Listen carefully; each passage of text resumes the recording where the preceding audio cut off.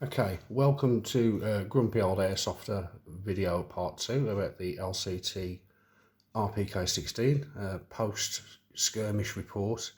I went to a Sterling game the weekend before making this. Won't call it a milsim, it was a game, but the gun got a good run.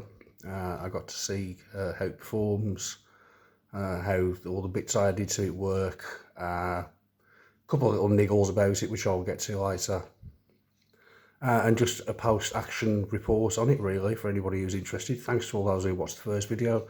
Hope you enjoy the second one.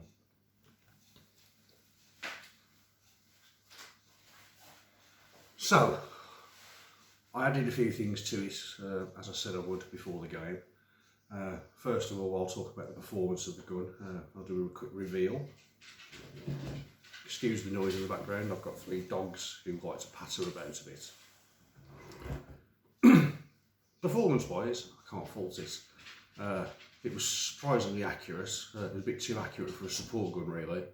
I ended up taking off a little barrel spacer that was on it to create more of a beaten zone on it.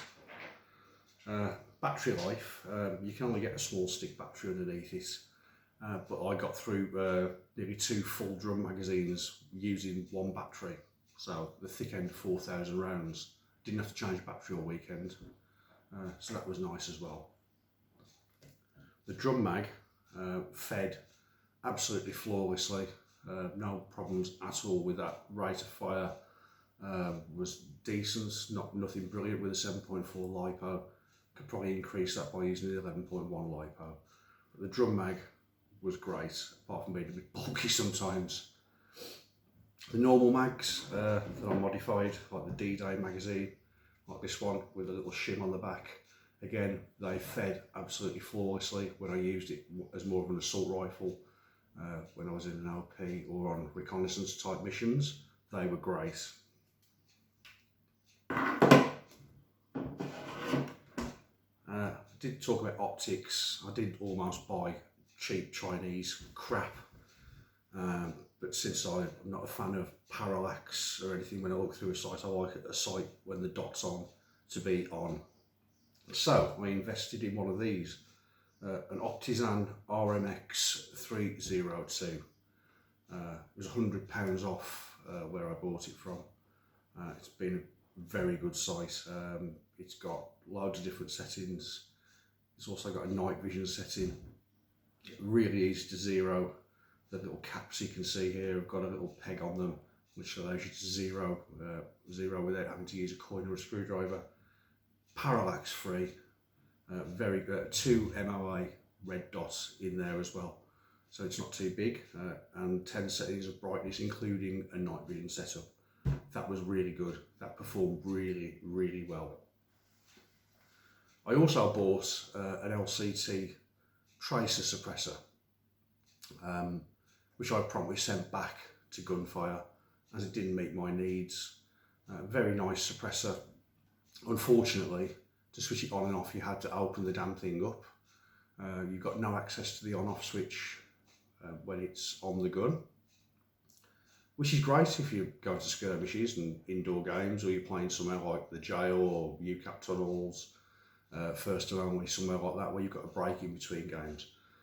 For a 24-hour milsim, complete waste of time.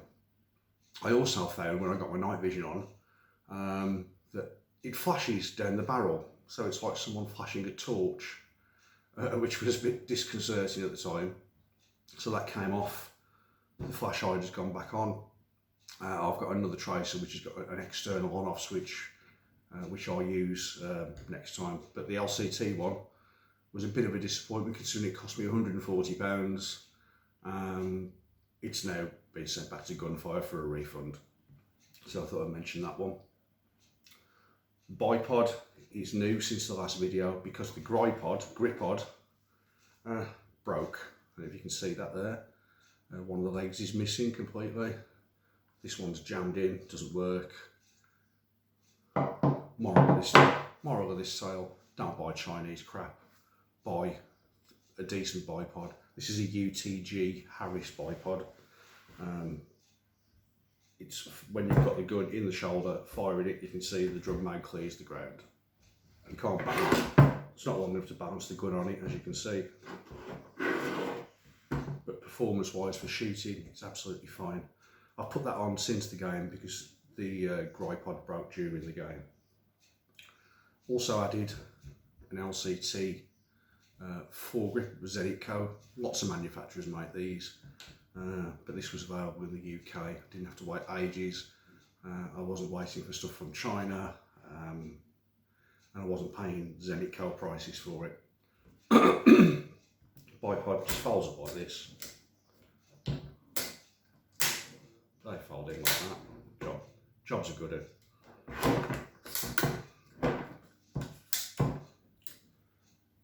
The combination of the bipod and the grip, it's not that heavy.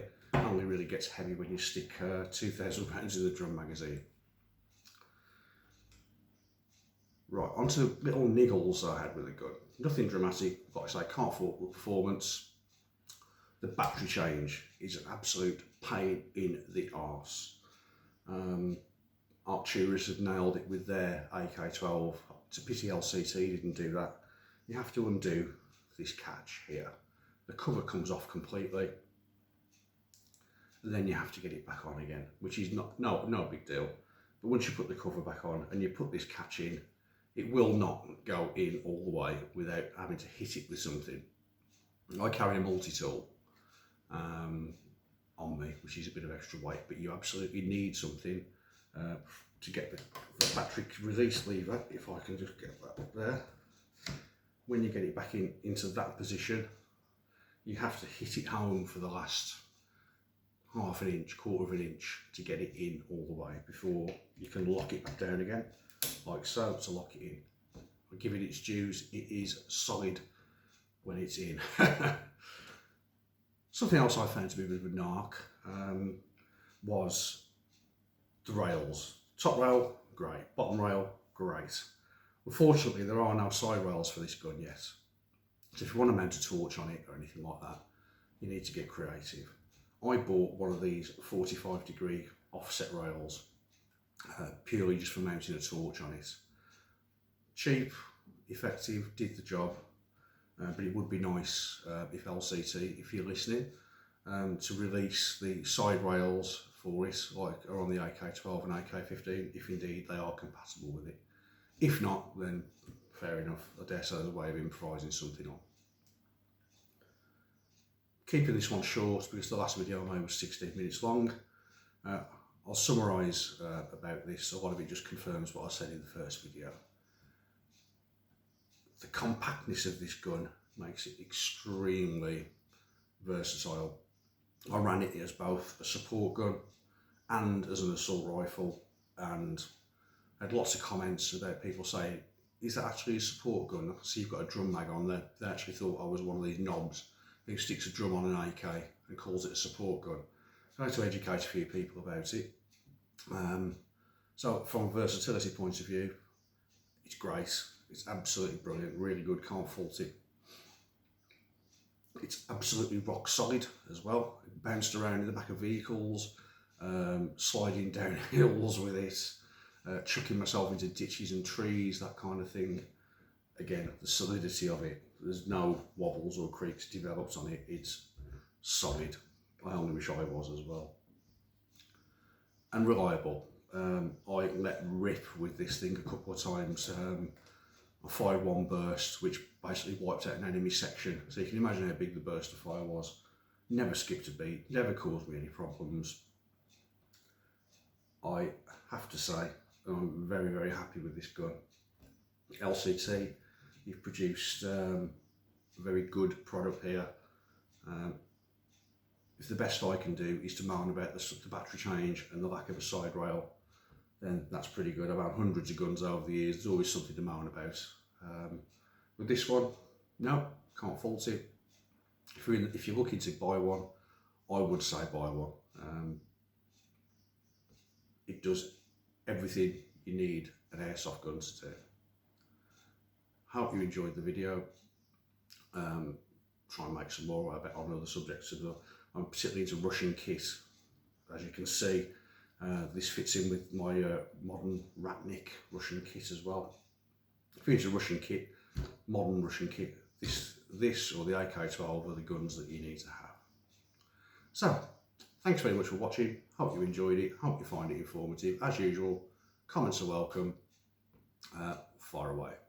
Catch you next time. Cheers, guys. Goodbye.